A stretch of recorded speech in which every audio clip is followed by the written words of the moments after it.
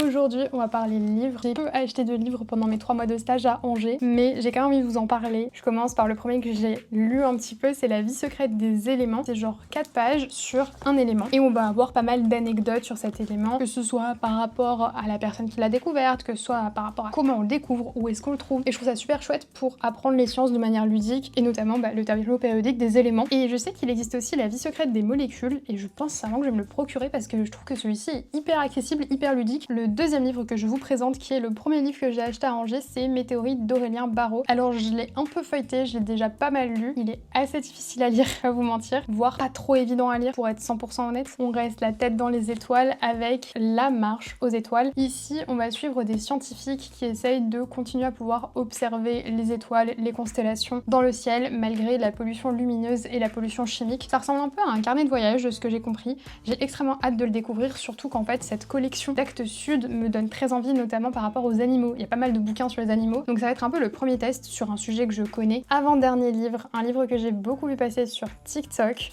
Pour le coup, j'ai un peu hâte de le lire, genre vraiment.